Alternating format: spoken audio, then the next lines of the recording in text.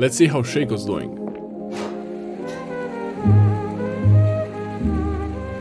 Nah, dog, that shit. Just kidding.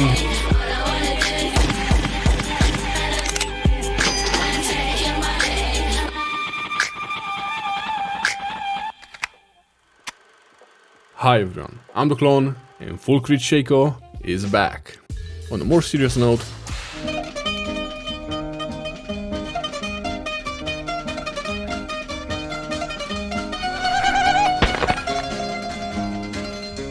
as of patch 14.16, Riot has buffed AD carry items, specifically Infinity Edge and Lord Dominik's. Let's address the Infinity buff, which is quite insane, as you now can more than triple your backstab damage. Bear with me for a second. Shaco's Q makes you crit for 155% damage plus 50% from the buffed Infinity, for a total of 205%. Now, how's that triple the damage, you might ask? Simple. A basic attack does 237 damage. A crit with Infinity does 533 damage, which is 225% crit. You have a 205% guaranteed crit on Q. Plus 107 Q bonus damage, which can crit. 205% Q crit does 706 damage, as you have 237 plus 107, all multiplied by 205%.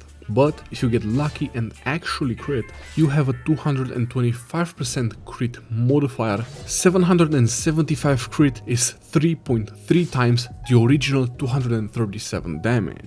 With the buffed Infinity Edge, your backstab does more than 3 attacks in one. Plus, crit gives you tremendously more DPS to delete squishy carries compared to the Lethality build. And this buff to ADCs will result in more people playing them, meaning more squishy targets for us. Also, Lord Dominik's gives more armor percentage penetration, resulting in more damage against tankier targets, items and runes. Let's start with the build and where each item works best. In terms of the early game, the crit build changes nothing. You should always go for a classic invade that will result in a stolen buff and first blood. Also, a pro tip here, lure enemies into your boxes. When fighting, position yourself so that enemies walk in the opposite direction that you are blocking. Thus, I was both motivating and pushing Diana towards the box.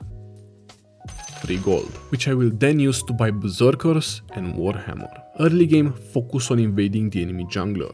After you have stolen and killed the enemy at their first buff, why not do it again at their second ones as well, as buffs spawn every 5 minutes, especially if you know where they will be. With a good ambush you get both their buff and a free kill. Again. By the way, don't forget to like and subscribe if you want to see videos more often. Early, besides invading, you should gank a lot. When ganking, there are no rules. As long as you Q on an unaware enemy from outside their vision and know you can reach them, it should be free. Also, camping a bit and jumping on enemies that have just burned their escape abilities is even better.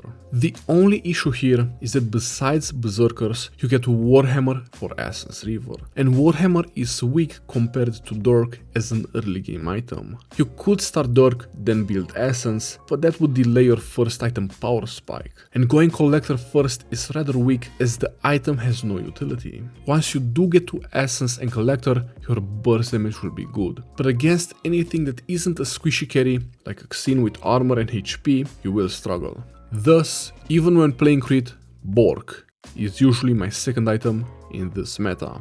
It is simply mandatory. Whether you have to solo secure an objective really fast or 1v1 a tanky opponent, such as this Jarvan, BORK really surprises your enemies with the sustain and DPS it gives you. Even with those two items, your burst is yet to become strong. Thus, you have to rely on your DPS. Attack as many times as you need before executing with E. Watch enemies, predict their paths and intercept them. This is how you secure kills. After you get your third item, your damage finally gets better, and thus you can almost one-shot carries. You could also instead go for Profane Hydra first. Building it will solve the early game problem and you will be very powerful. Yet, it and BORK make you deter from the idea of the crit build. Thus, you won't be able to get that mid-game power spike when you get to infinity, as you lack crit. Regardless of the crit build's late game power, you will have to go through a mediocre early game compared to lethality, as you need to stack crit to have reliable damage, and by the time you get to do that late game, Shaco's power falls off quite a bit.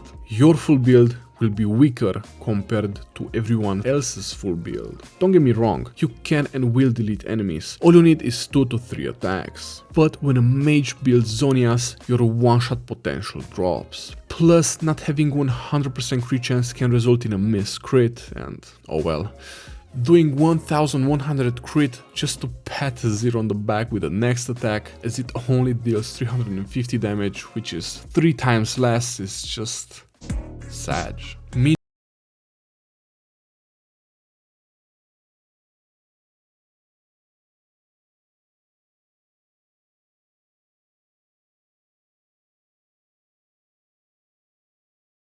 Builds plated steel caps and or Randwins, you will almost always die in the attempt to secure their backline, unless you get help from your team. Especially if you play in high elo, usually they will never stay alone, meaning that it is impossible to one-shot them before their support reacts and hard CCs you. Even positioning perfectly doesn't always guarantee you the kill. Here, as you can see, 2 attacks were all I could do before Arkan jumped in on him, I got CC'd, and the Aphelios flashed. Huge pro tip. You might have noticed I used E before the second attack. You might call me a big noob for doing so, as E does way more damage when the target is below 30% HP. Therefore, we should always cast E after all our attacks. But that's actually not true, because I was using the fastest Shaco combo. You will one-shot much faster compared to using E after your second attack. The combo is as following: attack,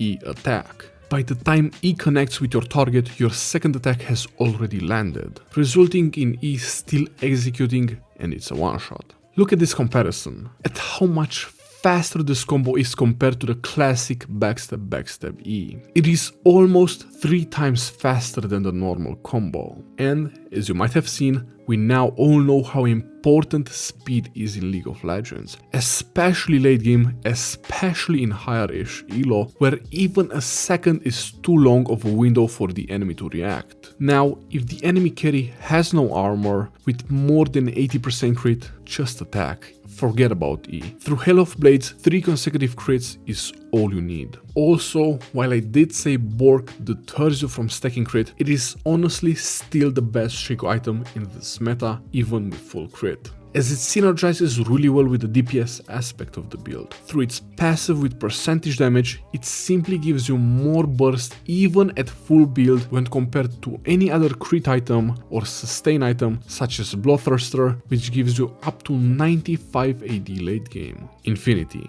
Finally, we got to it. You want it as your 4th item. When you complete it, you are at your most powerful point in the game, while the enemy is at their weakest in terms of how easy they are to one-shot. Use this window. Be as aggressive as you can, especially since no one will expect you to one-shot this hard. Next, you want Lord Dominik as your 5th item. After the buff, it became a bit stronger and thus also a better option compared to Cyrilda's Crutch. Plus, it is the only item that enables you to deal damage to enemies that build armor. The build order will be as following: Berserkers and Essence with Collector into Infinity, and then either Lord Dominik's into BORK or BORK into Lord Dominik's. This will give you a bit better burst after you get Infinity, but will lack Sustain and Utility.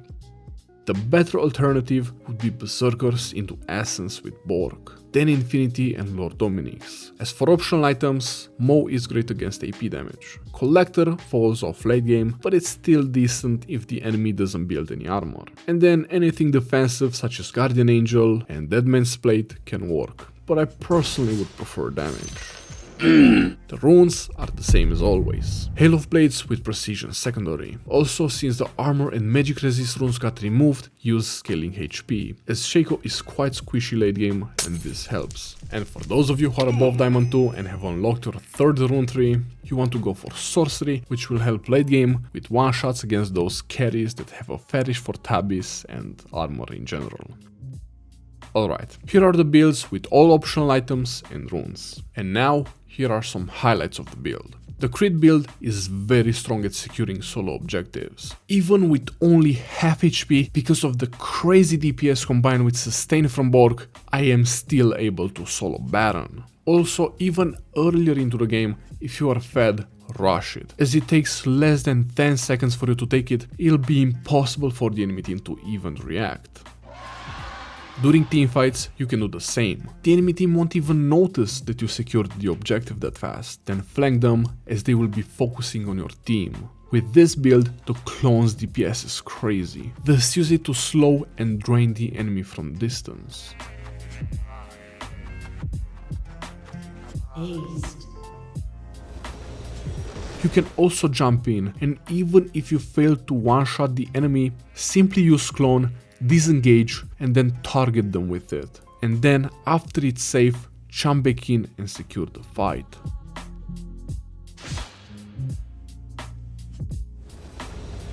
One of the most powerful tools late game is to track enemies. Look at where they are now and where you think they will be. Then intercept and cut those paths. As they will be surprised, it'll result in an easy target for you. If you can't rush the objective, while the enemies are again focusing on your team, flank them. Focus the enemy carry. Then use clone to disengage and escape. Afterwards, the objective becomes free. Another objective strategy you can use to secure is create a safe or baiting zone and prepare it before a fight. Again, use clone to disengage, bait and drain enemies from a safe distance, then re-engage when they least expect it. Bait enemies in bad teamfights and unfavorable positions for them. Remember, you made those positions unfavorable for them by preparing the objective before with boxes, clearing vision, and baiting with clone and allowing your team to gain a position advantage. Most often, you will win the teamfights by flanking, killing their backline, and baiting. If you succeed at that, by using either strategy, you'll secure the game. Even before minute 30, that's all you need. As you can see, all those fights resulted in a game over and victory for us. In conclusion, the build is great. Better at DPS and good at bursting. It genuinely plays a bit different compared to the lethality build, where you have more power on your first attack, while here that power is spread for more damage on your second and following attacks. Which one do I prefer more? Lethality has better sustain and utility, much better early game, all while being very decent at securing objectives. Crit has much stronger mid to late game, while it can solo demolish objectives and is able to 1v1 better after you get Infinity. In higher elo, I predict early game strength items such as Voltaic Chainsword, Profane Hydra and BORK will still rule, as that's when you have to make an impact to decide the game. Regardless, I do find the crit build to be a lot more fun and thus worth the trade-offs. Anyways, thanks a lot for watching. If you want to support me, don't forget to like and subscribe. It's not like I have a gun that I'm willing to fucking use if you decide otherwise. And as always, until next time,